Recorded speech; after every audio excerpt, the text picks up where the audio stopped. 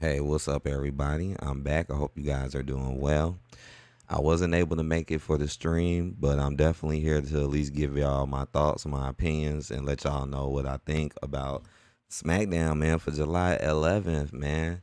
And I'm gonna be honest, right out the gate, I'm happy I missed this one. Like me being at work, I'm not even upset. Like I do be a little disappointed when the shows be kind of decent or something. I be like, dang, but this was one I was like, nah, I'm not even no. And I'm gonna get into it, man, because I know there's some people out here that are upset about the Street Profits losing and talking about how Mr. H or Triple H be really doing. And all I gotta say is I've been saying it for the longest about how Triple H book people and what they really do. I've been telling it like it is for like almost 2 years. Ever since the dude been in here, I've been pointing it out because it's been so obvious how he book people and how he book things. It's just sad because a lot of people overlook it because they want to have hope in it or they just, want to be in a group. But in reality, what's really going on is happening in front of our faces every day. And it's very repetitive. But let's start it off. Paul Heyman to LA Knight hype doesn't make you dangerous. I mean, this segment basically, now again, I didn't watch the show, but I did watch the highlights. I did watch all the highlights. But is you it's here what it is. It's just you talking smack to LA Knight basically because LA Knight going against Seth. This definitely doesn't have a good build. This is a terrible match. This LA Knight shouldn't even really be fighting Seth Rollins, and we already know more than likely LA Knight is gonna lose and get screwed over, right? Like 9 times out of 10, Seth is gonna pull some dirty tactic to beat him. So what's the point of making LA Knight fight Seth? This is just. Next, right, Jimmy Uso helps LA Knight fend off Solo Sikoa and his family. Now, this is just ridiculous. Like, LA Knight, a lot of people say LA Knight isn't that pushed, but a lot of people better realize that LA Knight gets pushed better than a lot of superstars. This is a fact. Is LA Knight pushed to the moon? Like, no. But is he pushed like more than a Jimmy? Yeah. This dude be on Raw and on SmackDown and be looking good and be winning damn near all of his matches. He just don't win the important ones. And a lot of times when he's infused and battling people, he's always standing tall. So he really doesn't have that bad booking compared to a lot of other people, like the one who just saved him, Jimmy, which makes no damn sense. Why is Jimmy saving LA Knight? You like Triple H, you're this desperate. You're this desperate to protect LA Knight that you're just using Jimmy. And again, Jimmy isn't booked well. He ain't booked as good. So, anyways, just a stupid way to protect LA Knight. This seems dumb, and it is dumb how these two dudes fended off for y'all, and then you got this new giant dude, and he don't do nothing. So yeah, solo group is still bums. Triple H still making them look like bums, like he always do. He always make the bloodline look weak and look bum. Even Jay, even with the title run, Jay look weak. Jimmy always looking weak. This what he do. And all of this is really just for LA Knight, really, when you really think about it. Yeah, I mean it's the same old stuff too. Wasn't LA Knight floating around them for the US title forever, but constantly winning and keeping the title and beating them clean? Come on now. It's just now recently he lost it and he let Solo and them do something. Let Fatu lose it instantly. But anyways, Alexa Bliss defeats Roxanne Perez, Kairi Sane, and Sol Ruka, a fatal 4-way match. This seemed just thrown together for nothing, honestly. Then you bring Sol Ruka and she just takes a loss for nothing. Roxanne Perez, Kairi Sane don't do nothing. Most of you girls are on Raw. Why are y'all on SmackDown? That don't make no damn sense. Just to give Alexa a win and just to do something with Charlotte. I really do believe they might take these tag titles from Roxanne and Raquel. Look how Roxanne and Raquel are keep losing too. But they're supposed to be defending these tag titles soon, but they keep getting thrown in singles matches and losing. Like Mr. Triple H is not doing anything to build up Roxanne or Raquel. Nothing. Like literally nothing to build them. Nothing. And whoop de doo, a win for Alexa, a pointless win for Alexa, just so they could be like still messing with Charlotte. This is just not really that great. I heard this match had a lot of botches too. The Y6 defeat the Street Profits to win the WWE Tag Team titles. Now, I know this may not be everything that happened on the episode, just to let people know if it's certain backstage segments, vignettes, or stuff I missed, I'm sorry. Because I wouldn't, let me see, because normally they be on the side. See, they're not on the side. So if I miss some of that, I'm sorry. because I didn't see the show, but at least I'm getting to the points of what happened. And yeah, this sucks. This blows. I ain't gonna lie. I would have probably, even though I kind of seen it coming, guys. I'm not even gonna lie. I did. I seen it coming. I was in somebody else's stream earlier that day, and they had a voting poll up of saying, do they think the Y6 was gonna win? And I voted yes. And then when they looked at the percentage, it was like 75% of people said yeah too. It's like we all kind of knew it was gonna happen. Cause it's the Street Profits haven't really been built too well either. They were just used to take the belts off the other guys for a minute and make Mr. H look like he actually cares about black talent, which he obviously doesn't. That's why he give him the weakest belts to him. So let's hold them while you battle out against the same people, and then here come the Y6, who really should be on Raw. Why are all these tag teams on SmackDown but not on Raw? This is stupid. That's why a Raw tag team is so dumb. But then you bring them here. It's four of them, but they're winning tag team belts. But it's four of them. Okay. It's just like you could have picked literally any of them to win these titles too. I don't like it. Street Profits, I felt like could have did more. You could have set up more. You could have like added more feuds or hype, or at least made them lose and then on some crazy like dominant stuff by Street Profits, and then maybe they can come back and win it later. Them to just come and take it all kind of easy and quick just after a few matches. Where they just were booked to win.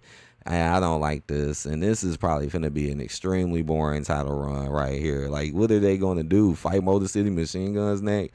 Fight the same people you've been beating? I guess so. I guess that's what it's going to be, right? I guess it's. And another thing is, will the Street Profits get their rematch? So that's another thing to pay attention to, because you see they be quick to give other people rematches out of nowhere. It's crazy how they just had the King of the Ring, Queen of the Ring, where people had to work to get their rematches or to get title shots, but then all of a sudden they can get title shots. Other people can get title shots out of nowhere.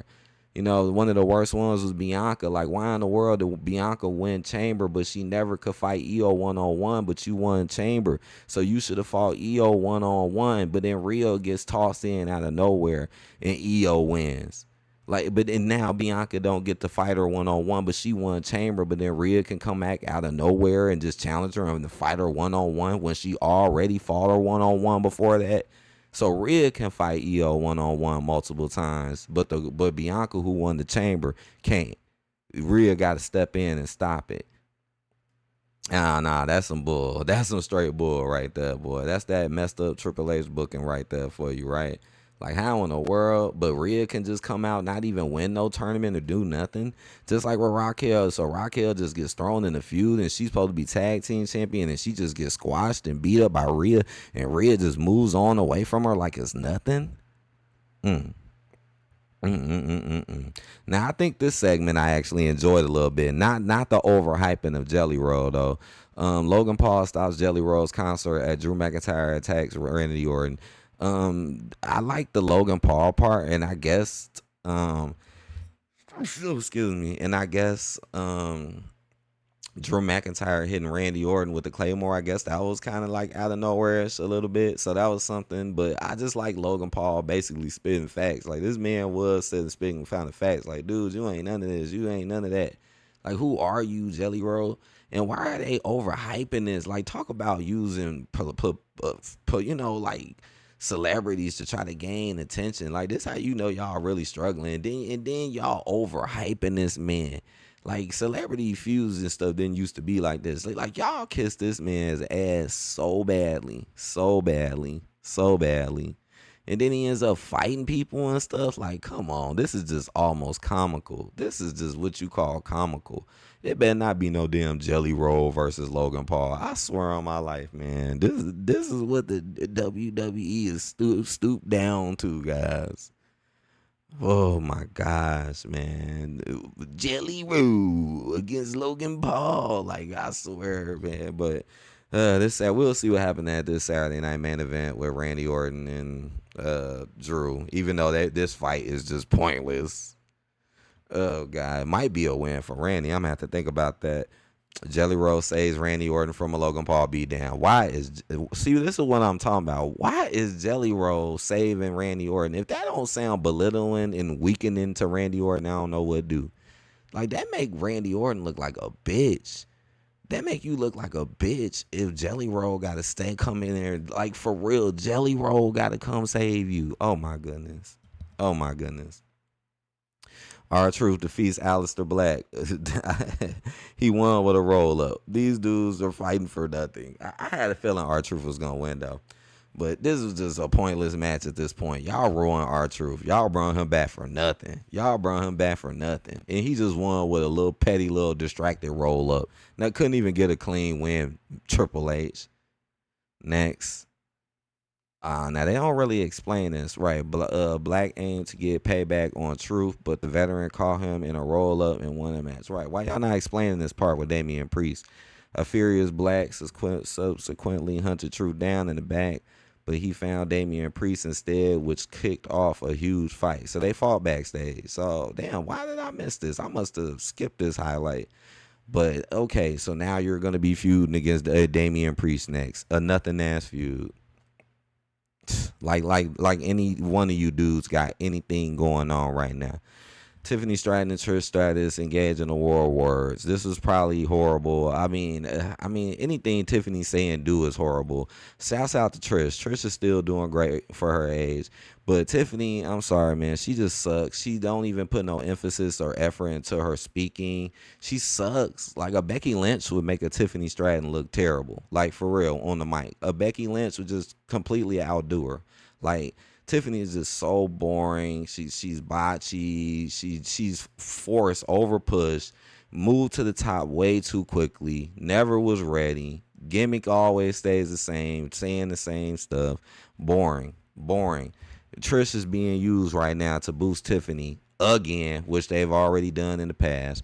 And what makes it even worse is Tiffany's probably just gonna go over on Trish. Wow, talk about destroying another legend for your little, for Triple H little favorite little SmackDown girl. LA Knight and Jimmy Uso defeat Solo Sikoa and JC Mateo. Damn, so why they keep losing? So he got the belt and they lost again? I kind of forgot how this ended, but this match don't even seem. This is so forced. Why is LA Knight on Jimmy Uso team? What that don't, like, how in the world was Jimmy not there to save Jacob Fatu when the shit was going down with Fatu, but he's here magically to say LA Knight, Triple H? Really? Like, I remember that they was all connected, being kind of cool with Fatu, and all of a sudden when Fatu needed Jimmy, he wasn't there, but now he's here to protect LA Knight. This is fucking trash. This is trash. This is stupid. This is talk about using the bloodline because you ain't got nothing else, so you using them as a main event, but you still trying to keep LA Knight relevant. That's why I be telling people, don't, like, I know he's not at the top, but let's be honest, man. LA Knight should be happy where he's at. Because, man, this dude is literally booked better than like 70% of the roster. Like, real talk, even with all his little major losses he's had, let's be honest, LA Knight has been booked better than, I say, at least about 70% of the roster. I mean, the dude gets shown all the time, and he gets vignettes and stuff all the time, and he's on both shows now, and he's gotten in plenty of major feuds and big moments. Some people have never done that, really.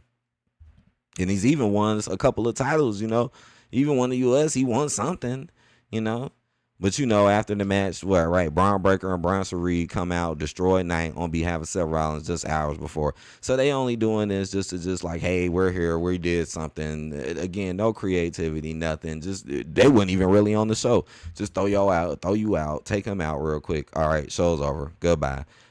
This show sucks. I don't know. I guess a 2. I guess a 2 out of 10. This is really bad, though. I don't even know if I would. Let me see. Damn, what did I like? All right, the only thing I kind of did like was that Logan Paul segment a little bit, but I didn't like Jelly Roll in it, but I like what Logan Paul was doing. I got, 2 out of 10, man. This SmackDown was just horrible, dude. This is bad. This is on your way to Saturday Night Main Event tonight.